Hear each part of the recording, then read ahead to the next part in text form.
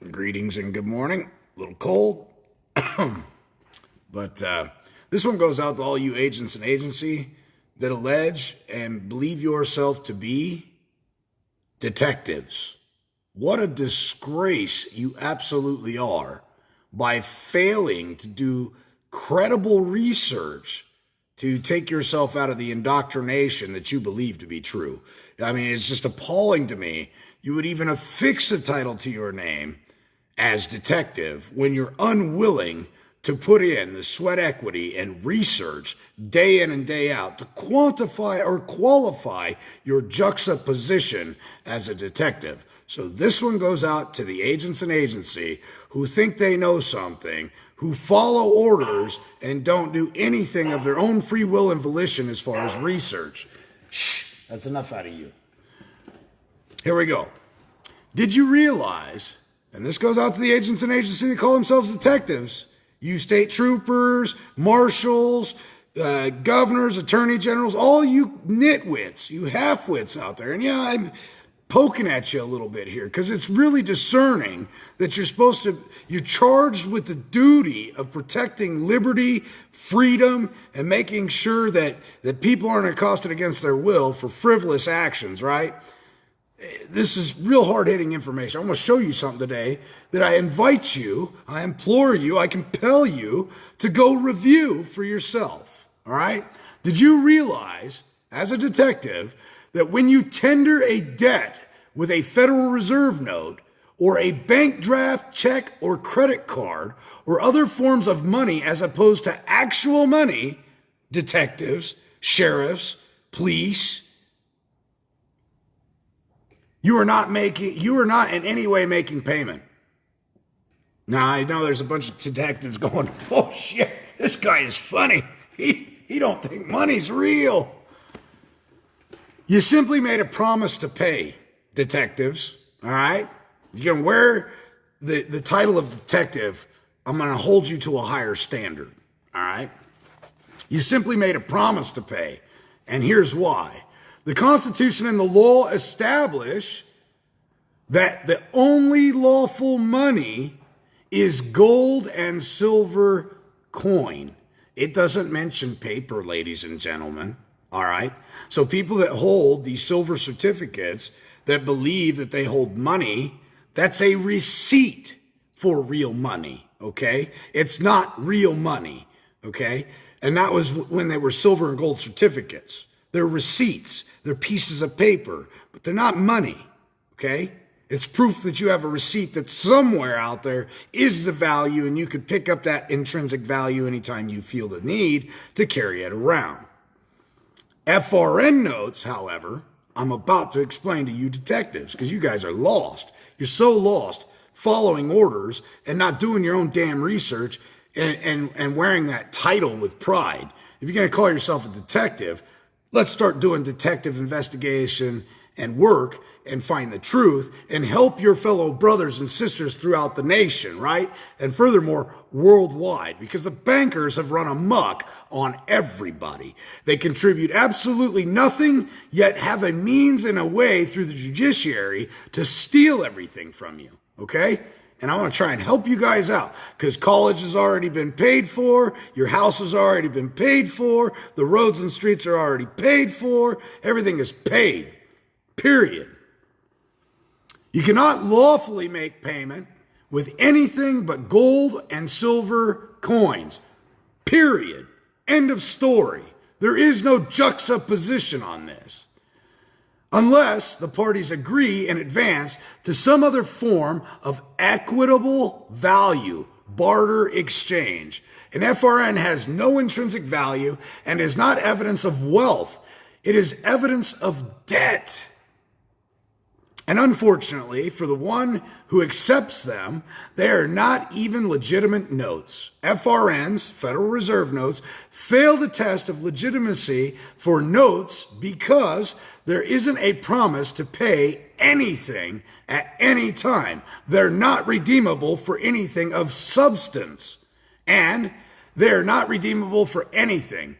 Note, noun, an instrument containing an express and absolute promise of signer. i.e. maker, to pay to a specified person or order or bearer a definite sum of money at a specified time.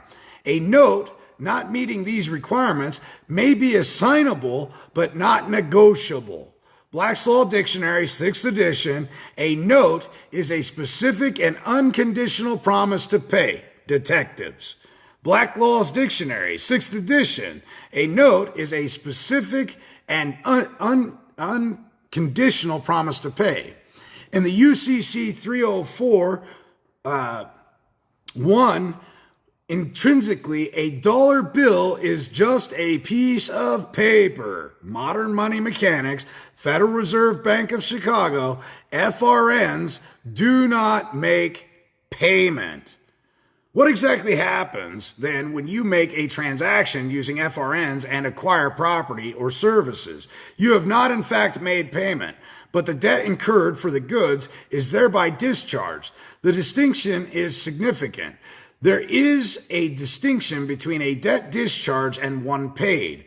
When discharged, the debt still exists, though divested of its character as a legal obligation during the operation of the discharge, something of the original vitality of the debt continues to exist, which may be transferred even though the transferee takes its subject to the disability incident to the discharge. The fact that it carries something which may be a consideration for a new promise to pay, so as to make an otherwise worthless promise a legal obligation, make it the subject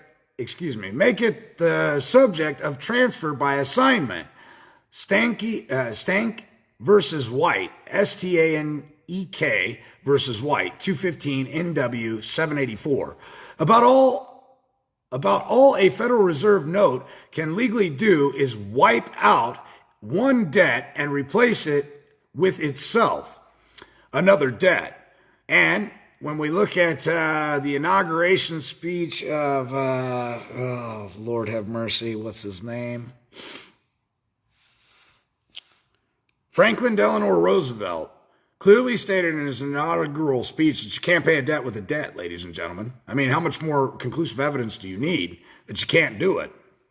Okay? A note that promises nothing. If anything has been paid, the payment occurs only in the minds of the parties in the idea sphere, not the real world. The Miracle on Main Street by F. Tupper, Tupper, Saussy, Saussy, a bona fide note can be used in a financial transaction to discharge the debt, only because it is an unconditional promise to pay by the issuer to the bearer. Is a Federal Reserve note a contract note? An unconditional promise to pay? At one time, the Federal Reserve issued bona fide contractual notes and certificates, redeemable in gold or silver coin. Most people never saw or comprehended the contract. It went largely unread because the Federal Reserve very cunningly hid the contract on the face of the note by breaking it up into 5 separate lines of text with a significantly different typeface for each line, and placing the president's picture right in the middle of it. They even used the old attorney ruse of obscuring the most important text in fine print. Over time, the terms and conditions of the contract were dolted until eventually they literally became an IOU of nothing. So I hope you detectives that are out there watching and pay attention to me are doing your due diligence to uphold the title of detective. Go do your research. Quit doing what you're fucking ordered and told to do and start thinking for yourself. Because remember, your first duty is to uphold the Constitution. Your second duty is to uphold the state constitution, which mimics and mirrors the original Constitution. And statutes, code, city ordinance, rules, and regulations do not supersede the Constitution, you detectives. It's just a pitiful excuse that you would even say such a thing, that the statutes apply. The statutes supersede everything. Well, if the statutes supersede everything, Quite frankly, the founding fathers would have written a bunch of statutes. They didn't. They practiced sound doctrines, ladies and gentlemen. Sound doctrine, all right?